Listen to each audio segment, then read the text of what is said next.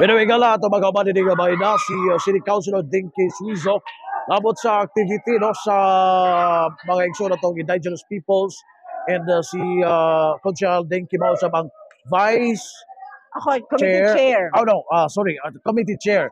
No, labi na sa indigenous peoples, no. Dili nga bahina atong gahan sa pagtibaya si Councilor Dinky Suizo. Councilor, mayong adlaw kanimo.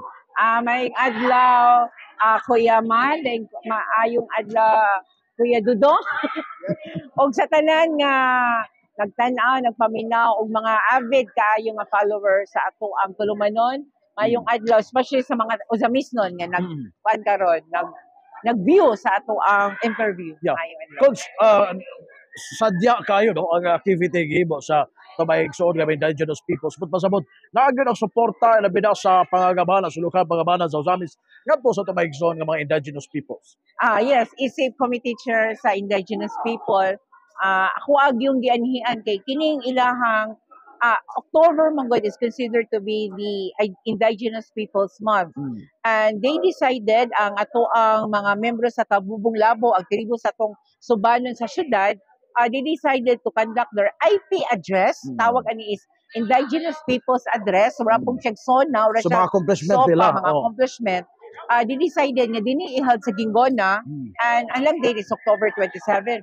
In fact, we requested this, we proposed this to the mayor, and it was, I think last Friday lang yun na-approve ni mayor pagtanaan niya sa proposal, and inana din mi ka-supportive. In fact, tanan nilang gipangayo nga budgetary for today's event, na-approve yun ni mayor, and dini na to makita nga although wala pa IPMR representative na ni Puli, ni Chieftain Bairelinda Bation, nag-antigo pa ta karon sa proseso para na ipuli, dili sila kaingon nga wala sila representation. Although wala yun ang personal representation, but they are well represented. Kay ako may culture before ni Consulinda, pag relinquish na niya kay ni Ena yung term, automatic ako ang niyay mag-chairman. So with it, na kada regular session na adoy portion sa amo ang order of business nga IP matters, ako ginang gina-discuss sa ilahang mga concerns, na sila ka ng mga requests, na sila ka ng mga activity o event, ako ginang gina-update ang council para po makaingon sila nga wala di sila gipasagdae. Real represented gihapon sila. Oh, you mentioned wala pa IPMR no, nag-present sa Ozamis. Unsay reason nga murag na naman to sila eleksyon napahigayon na konsyal? Yes. Ang ginatawag nila ato is dili election kundi consensus. Isa man good sa mga under NCIP rules akong nabasahan. Si NCIP nga EPRA when it terms to kana bitang selection process, ang tawag na selection process, si IPMR must get a certificate of accreditation gikan gina sa region. Pero prior to the COA, kay COA mo pingalan na ilang i-present sa council na dawatan sila as officially IPMR, we must go through the selection process na breakdown kung sa itong mga rules nila. Isa din silang mga rules is si consensus, during the consensus meeting or building is unanimous. The term is unanimous. Dapat everybody, kung 11 members sa Tububong Labo, kay kining ato ang panmanggod AD and Social Domain Barangays 5 plus the rest of the mga barangay down the city na man mga representative mag-convene sila urag conclave. Kining urag conclave nila, dili sila come up isa ka representative kung dili mo puti ang aso. Pagkakaroon wala pa gid puti ang aso because ang ilang provision nga na state dito is unanimous. 11 of them no objection should select one. But among nakita sa selection process 6-3, 6-4 ana ba so nag-upat, nag-itulong, dili sila magka-uyon. So, we respected that, may ilang desisyon.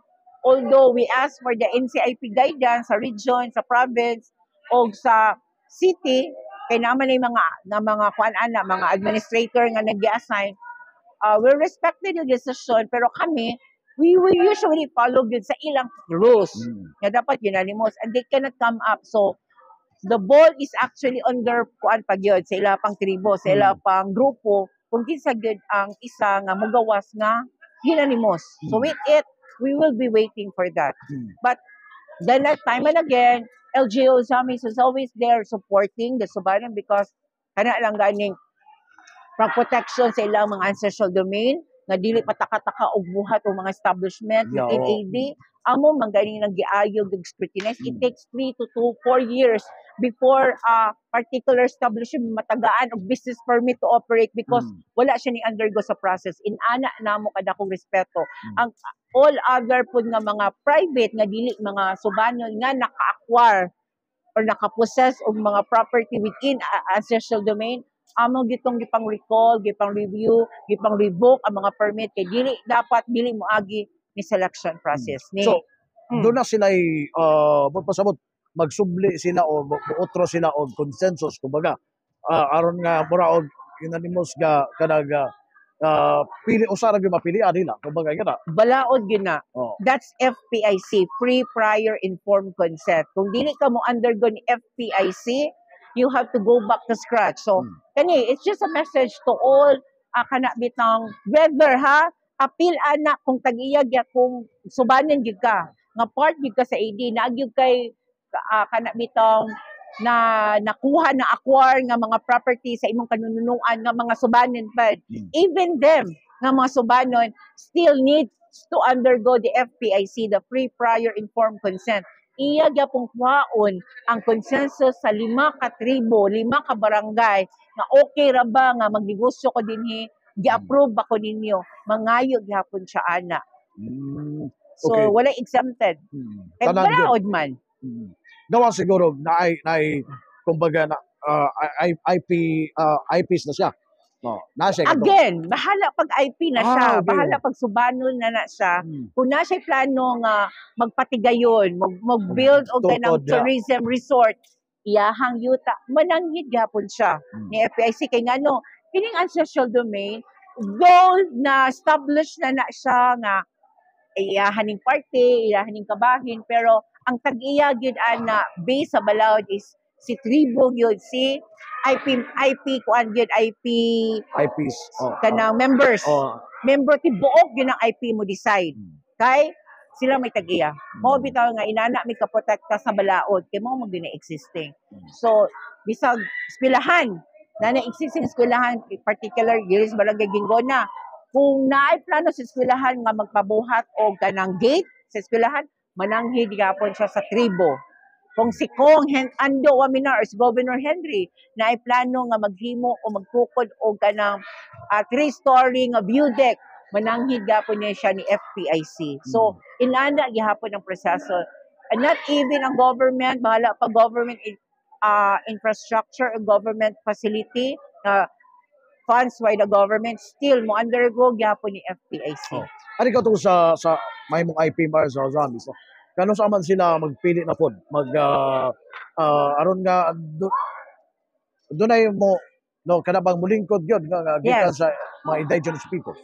Well, as of the moment, kung kami lang gipabuton si LGU, why not karon na dayon? Kung nakapagawas na sila o ganang ilahang official nga single.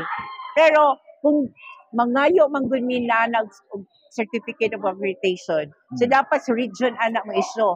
Wala pa man na issue. Subot there's something wrong with the selection. So we will wait kanas ang magpagawa si COA. Dili COA nga commissioner daw, kundi certificate of accreditation ni NCIP sa region. Kung magpagawas na siya ana, then we don't have any kuan na gyud kanang reason nga nang dili namo palingkoron o padawaton ang bagong IPMR. I see. As a chairperson sa committee sa mga indigenous peoples konsyal, nakita ba nimo ng dakong kalambuan na bitaw in terms sa panginabuyan sa mga subanon? Ay, of course. Kaning before, napasagdaan man gani sila. Nakita nato nga ang implementation sa balaod nga protecting them, sila mga katungod, sila mga property, di baliwala.